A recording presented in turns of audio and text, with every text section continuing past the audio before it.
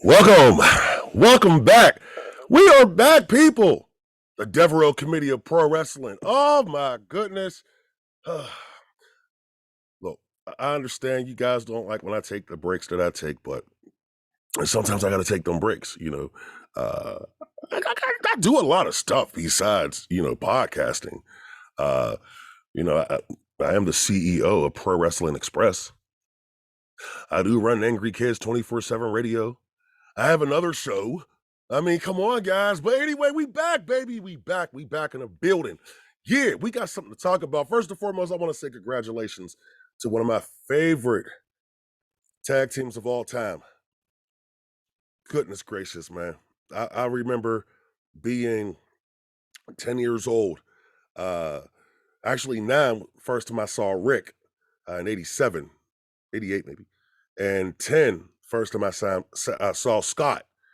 But these two guys, man, they meant so much to me as a child. Them first 5 years of the Steiner brothers run in pro wrestling as a tag team, meant a lot to me because, I always wanted to be able to team up with my little brother and, go out there. One of my brothers, little, older, but go out there and wreak some havoc, win some tag titles and so forth. And wasn't able to do that, but you know, uh, we did it in the neighborhood, especially me and my brothers. But we was taking little dudes out like flat out when we was kids. But anyway, but the Steiner brothers, man, they going to the Hall of Fame, WWE Hall of Fame. I'm so proud of those guys. I'm so excited. I was gonna watch the ceremony. I was thinking about it, but I'm definitely watching it now because just to see Scott Steiner and what he's gonna do for his speech. I mean, what's Scott gonna say? What is the big booty daddy gonna say? What's Big Papa Pump gonna say? I can't wait. Oh my goodness. But yeah, man, like I'm just so happy about the Steiner brothers going into the WWE Hall of Fame. And that's how I wanted to start the show out. Um, and I'm gonna do pretty much a little bit of freestyling this show. First show back, new season. Yeah. Also, have you been checking us out on Spotify? We've been releasing some of the old Devereux Committee episodes, podcast and video. Oh yeah. But you can go check us out on Spotify under the Angry Kids 24/7 tag and so forth. Look us up, Stephon Devereux Show, the Devereux Committee of Pro Wrestling. You know how we do it. We got some things going on over here. But anyway, yeah, man. Look, before the news of the Steiner brothers, going into the Hall of Fame, for that broke, I was going to talk about and start the show out, just my thoughts, and on probably one of the greatest wrestlers of all time, for damn sure top 10, and that's Mr. Scott Hall. Scott, man, man. I was serious. Okay. So this past year, me personally, since May, I've lost, a few important people to me. Um, One was New Jack, uh, last May of 2021, and Michael Blade, Mike Ronco, May of 2021. Now, a lot of people may not know who Michael Blade is, but Michael Blade was a great mentor, to a lot of the young guys in the Pittsburgh area. He was a mentor to me for some time. When I first got into business, Blade, I used to be able to call Blade and just pick his brain. And I was ready to leave the business, and Blade kept me in, made me stay, and I was 18 years old. So, but then losing Scott Hall just really, really, really, put everything into perspective and how much, what these guys meant to me, how much I love this business, yeah, I hate on it a lot. Yes, I do. And I'm a part of the thing, but what I do with Pro Wrestling Express is I try to make it, fun for me again, and if it's going to be, I guarantee you, if it's fun for me, if I can, what they could say, mark out over a product, I know the fans will because I can think like a fan, you know. Unlike some of these so-called promoters and bookers who are in their little bubble, and that's why y'all ain't drawing now, bums. Anyway, but Scott Hall, man, one of the greatest characters of all time, Razor Ramon. And that's what I want to talk about. The lack of characters in this business, the lack of characters in this business, the lack of Scott Hall, the lack of Razor Ramones, Razor Ramon. It's so funny because, a little black kid like myself, what I'm saying, from what we call the hood, but a little black dude, what I'm saying, from the hood, that I loved Razor Ramon, and I wasn't the only one. You know what I'm saying? Like all the other kids in my neighborhood, we loved Razor Ramon because he was just cool. Oh yeah, Chico. You know what I'm saying? Like the way he just talked, that Chico's back. The way he just talked, that's what made people in his look, the gold chains, everything. Tell the ring attendant, the ring announcer, something happened to my gold Chico, something gonna happen to you.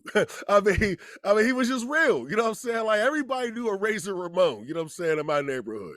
Like flat out. So that's why when he was fighting, you know what I'm saying, I posted a picture of one of the segments. It's from the segment that he did, or a vignette that he did down there, where he was down in Miami, and he's like sitting down on not on the steps, you know what I'm saying, somebody's house or whatever, and there's like a bunch of black kids all around him, and they just chilling with Razor, and he's just chilling like it's like, yeah, you know what I'm saying? Like, I'm showing them what they about to be, me, you know what I'm saying? Like, so Razor was my dude, man. I swear, like I miss him so much. Miss Razor Ramon, the character, miss those type of characters.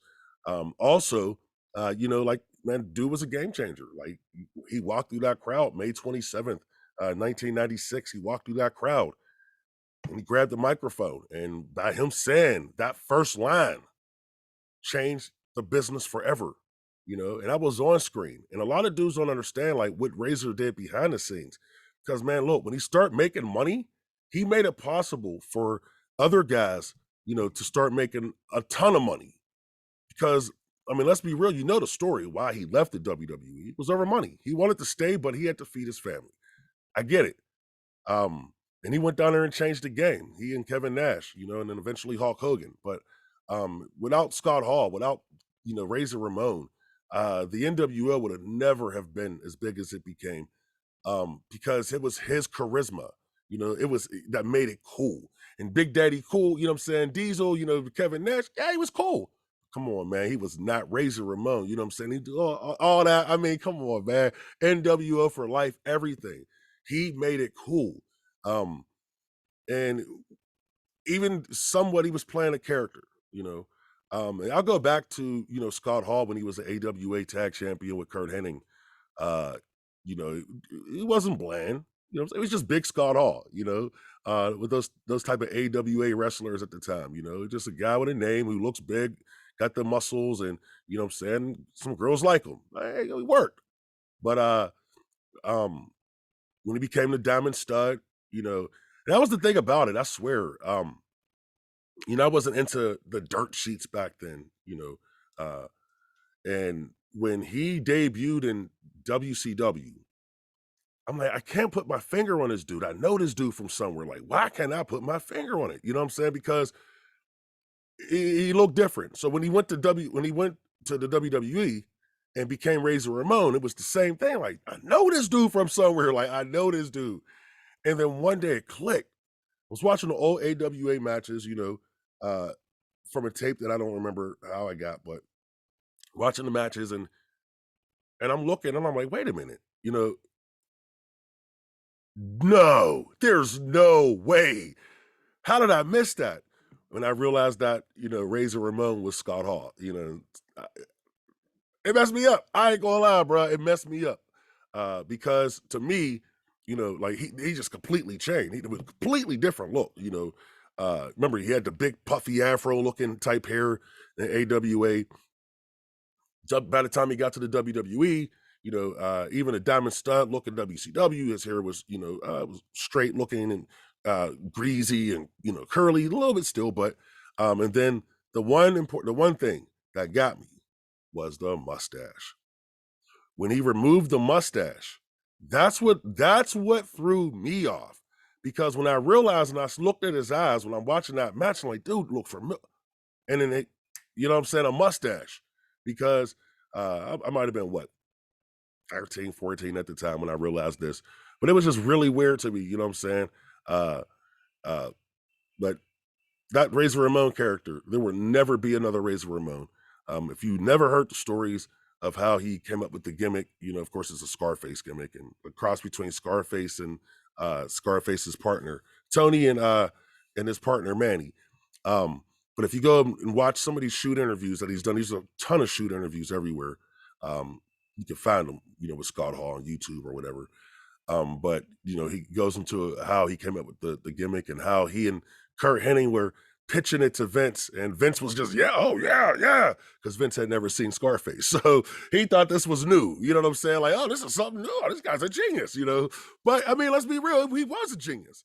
I mean, to do this gimmick, to bring this gimmick to professional wrestling, that's genius, man. And Scarface is Scarface. Let's be real. He's the most, you know what I'm saying? He's a ruthless drug dealer. And he brings that to professional wrestling. And he's not a drug dealer. He's just a ladies' man who's badass. You know what I'm saying? And then, excuse me, need that water. But when he eventually turned babyface, you know what I'm saying? The fans turned him. The fans turned him. I mean, let's just be, look, that storyline was so well done. You know, he loses to the 1-2-3 kid. He takes him, you know, for granted, loses to the 1-2-3 kid. All these wrestlers who are running their mouth, talking stuff on him, like, oh, I can't believe you got Bret Hart running his mouth, and you got this guy running his mouth about him. And then he, you know, comes back, puts the money up, 1-2-3 kid steals the money. You know, then he comes back. I can't remember exactly how it happens, but he ends up, you know, being friends with the kid, and, you know, the rest is history. Then the kid turns on him, and, you know, wrestlers. Anyway, but I was thinking of some of his good matches and feuds.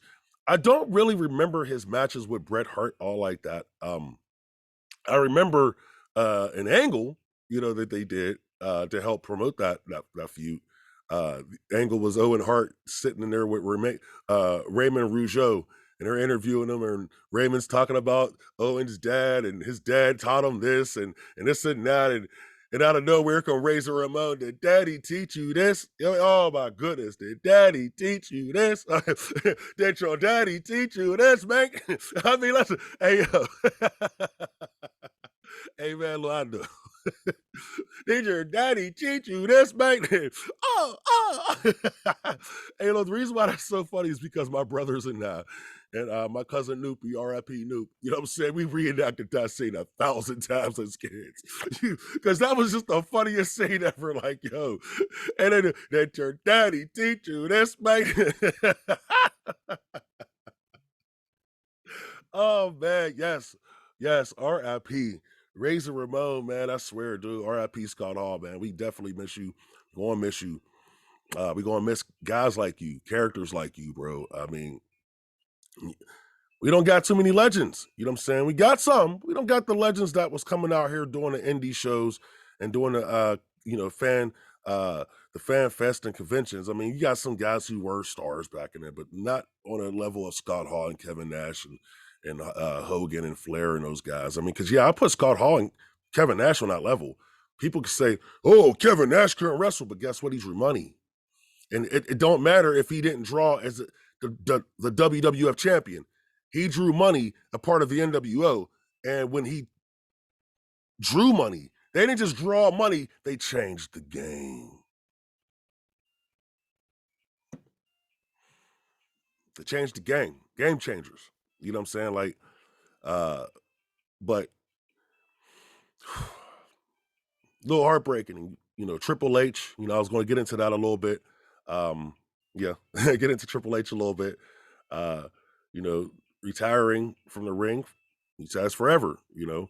Some of these guys, man, you learn to appreciate it a little bit more when these guys are retiring, you know, and leaving the business and passing away. I mean, like, seriously, you learn to appreciate what they contributed a little bit more. Because I'll tell you this, man. So I was watching a video of Shawn Michaels, Undertaker, and Triple H, and they were talking about the Undertaker versus Triple H match at Mania with Shawn Michaels as the special guest referee, and how Undertaker went 20-0, and I still to this day believe that should have been his last match. Should have been done, but it is what it is. And watching these guys, watch this match and appreciate what each one of them brought to that match. Appreciate what each one of them brought to that storyline that was 4 years. 4 years, bruh. People forget that. The story in that match, man. Triple H, I was not a big fan of Triple H. Never thought of his promos. Yeah. I seen Nikita Koloff cut the same type of promo. But anyway. But I respected his storytelling ability. And that's one thing that we are missing in this business is those type of guys who can tell those type of stories. Shawn's gone, Taker's gone, Triple H is gone now. Let's be honest, Razor Ramon was one of those guys, who was able to tell those type of stories. Name some guys who can still tell those stories, who could tell those type of stories. I mean, that match is a movie. Let's be real. Go back and watch that match. And if they sat there and stretched it out for an hour and a half and gave you some insight, it would sell because that match was a movie. It was a movie. Triple H, Undertaker, great storytellers. Shawn Michaels, great storyteller. You got those three guys in one match and it's like, bang. And then Triple H, he retires. I was appreciating him more when I watched that and realized, and then he retired. It's not, health reasons. Yeah. It's not because he wants to, but it's health reasons. And I get it. I completely get it. This man loves being in that ring, and he loves teaching those kids in that ring, not just, what he does outside of the ring and behind the scenes. He loves teaching those kids inside of the ring. Randy Orton, Batista. He likes teaching. That's the one thing I can't respect about him. I say that he drove me crazy because he went to indie-rific with the talent, in NXT and so forth. And I think that's what hurt him, low key, as an executive, because he was just so like hell bent on pleasing smart marks. And that wasn't where NXT should have been gone. The smart marks are no disrespect to the dudes, but who are they? Are they buying tickets? Not really. Are they paying? They're not really. Those casual fans, that's where your money's at. That's where your ratings are at. And NXT just didn't have that because these guys look like dudes we could see on indie shows. It's the truth. Like seriously, I mean, they're straight up indie guys. And it didn't have a good look. That's why I think AEW is suffering in the same, because they're most of the talent, besides some of the big name guys they so-called have, because if they were so-called big name guys, they wouldn't be just sitting around 1 million viewers a week. But it's the problem. And I think that was his biggest issue. He couldn't get past that. Remember, in OVW, with Jim Cornette and Danny Davis and those guys was putting together. They was putting together, God, the elite of the elite under this, umbrella, their developmental territory. They was teaching these guys how to get there. Why do you think the greatest WWE class in the past 20 years?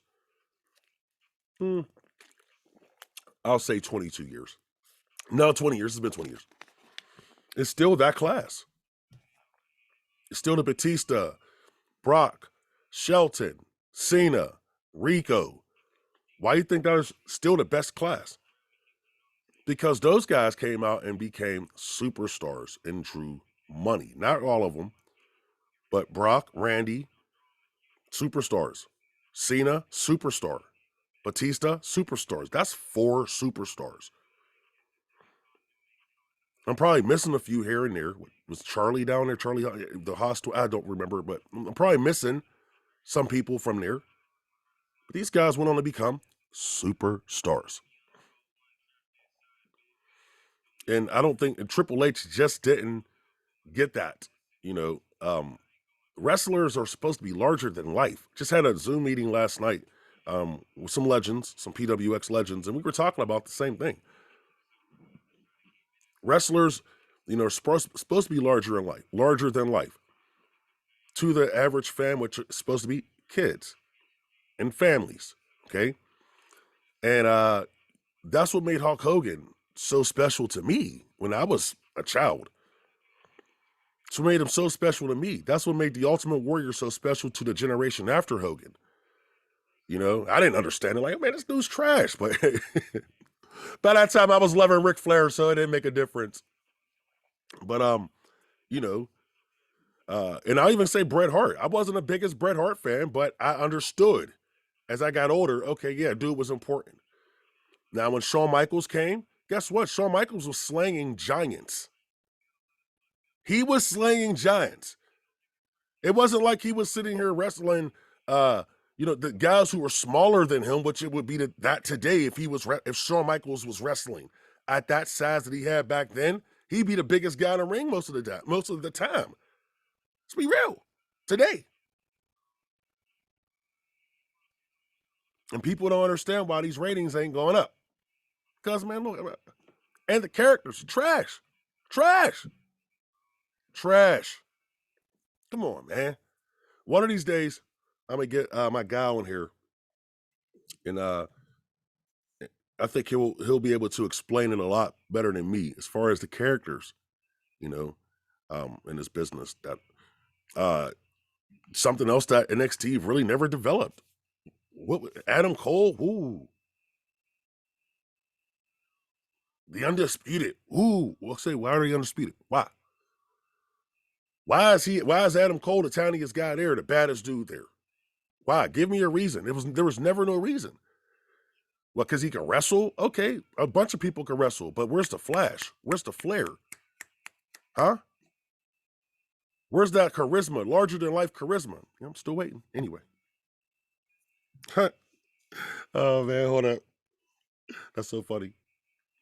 But where's the charisma? Didn't get it. And that's why a lot of people still ain't getting it to this day down when they're watching AEW. It's like one of my favorite guys in PWX is Chief Thunderbear. He's an Indian. Kids love him. Gus the Gardener. Kids love him. It's the Gardener. Comes out with his, well, I don't want to call it with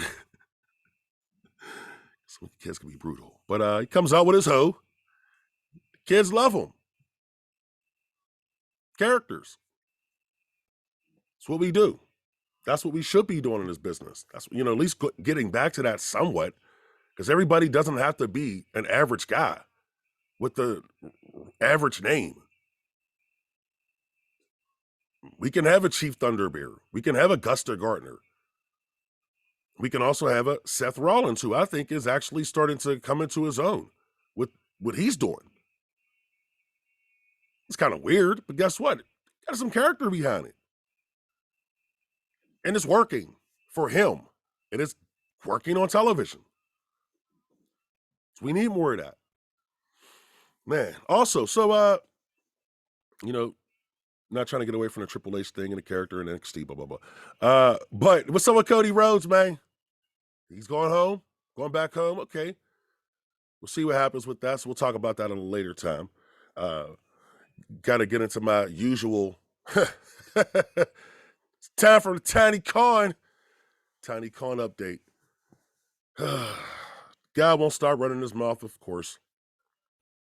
But I got a little news, man, from one of my favorite podcasts, and I guess they're not together anymore, but Mr. Mark Madden, Pittsburgh legend, has been very vocal after the breakup between him and Ric Flair. Like, it's over now. It's completely over. Ric Flair went back to Conrad Thompson. I'm going to keep my eyes on that soap opera because that's getting interesting. But Mark Madden said that Tony Khan uninvited Ric Flair to his birthday party. Like, Ric Flair has never gone to AEW.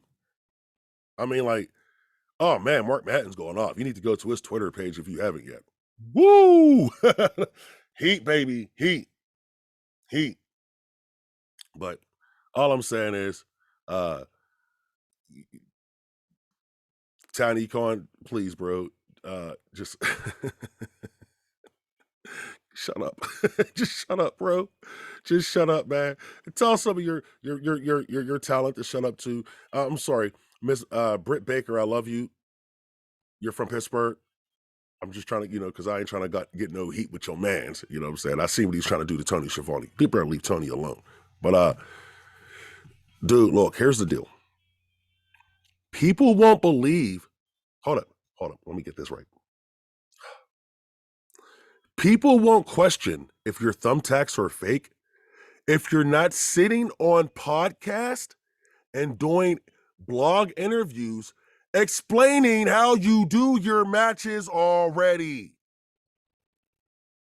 And telling people, hey, yeah, we use cushion for this spot.